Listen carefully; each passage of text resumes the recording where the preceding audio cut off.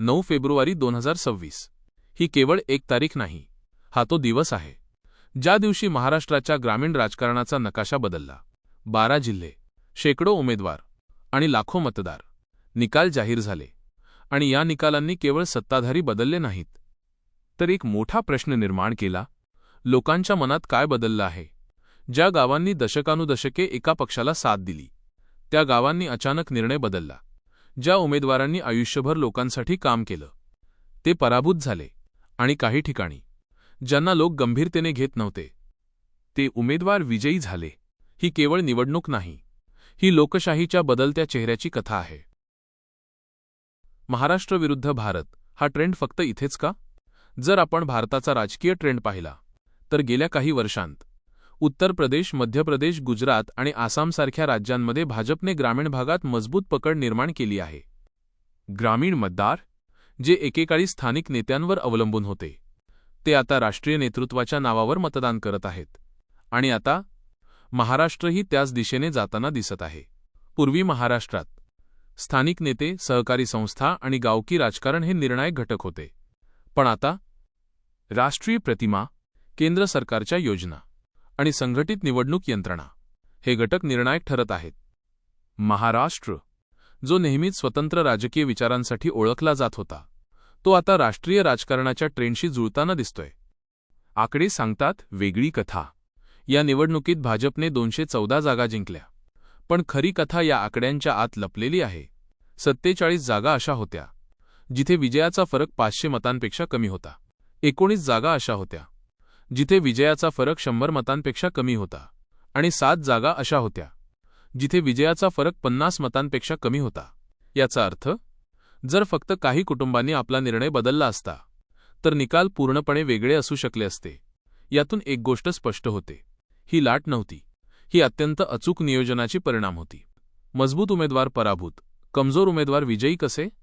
या निवडणुकीतील सर्वात धक्कादायक बाब म्हणजे काही अत्यंत सक्रिय आणि लोकप्रिय उमेदवार पराभूत झाले, जे दररोज लोकांमध्ये होते, ज्यांनी रस्ते बांधले, पाणी योजना आणल्या, लोकांच्या समस्या सोडवल्या.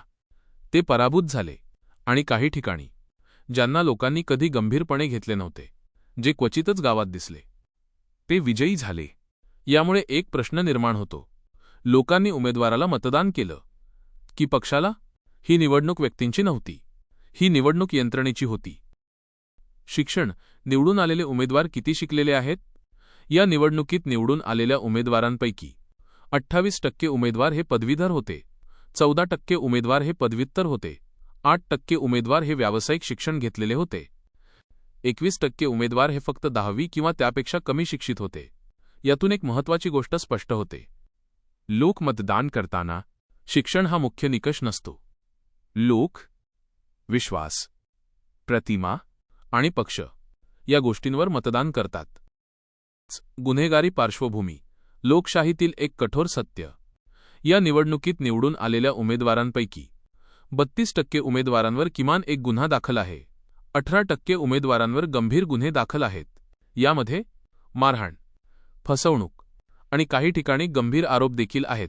पक्षनिहाय पाहिल्यास भाजप 27%, विरोधक 35%, अपक्ष 41%. याचा अर्थ, ही समस्या एका पक्षाची नाही, तर संपूर्ण राजकीय व्यवस्थेची आहे. महिला मतदार, निवडणुकीचा सायलेंट गेम चेंजर. या निवडणुकीत महिला मतदानाचे प्रमाण पुरुषांपेक्षा जास्त होते. ही एक ऐतिहासिक घटना आहे. सरकारी योजना, आर्थिक मदत आणि थेट लाभ यामुळे महिला मतदारांनी निर्णायक भूमिका बजावली.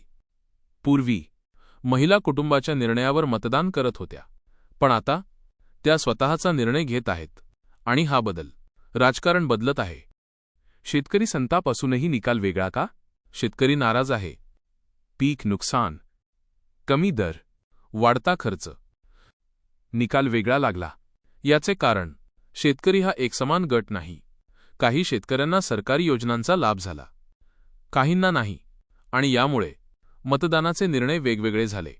सायलेंट वोटर, निवडणुकीचा खरा किंगमेकर. सायलेंट वोटर, जो बोलत नाही पण निर्णय घेतो.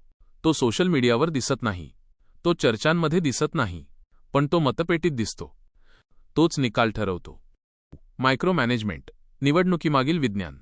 आधुनिक निवडणूक ही भावना नाही, ती डेटा आहे, प्रत्येक मतदाराची माहिती, प्रत्येक बूथचे विश्लेषण, प्रत्येक कुटुंबाशी संपर्क. ही एक मशीन आहे आणि ही मशीन निकाल ठरवते. अंतिम सत्य: महाराष्ट्र बदलत आहे. महाराष्ट्र, जो एकेकाळी स्थानिक राजकारणासाठी ओळखला जात होता, तो आता राष्ट्रीय राजकारणाचा भाग बनत आहे. मतदार बदलत आहे, प्राधान्यक्रम बदलत आहेत आणि राजकारण बदलत आहे. ही केवळ निवडणूक नाही, हा एक टर्निंग पॉइंट आहे. प्रश्न अजूनही तसाच आहे: हा बदल तात्पुरता आहे की महाराष्ट्राच्या राजकारणाचा कायमस्वरूपी पुनर्जन्म आहे? उत्तर पुढील निवडणुकीत मिळेल.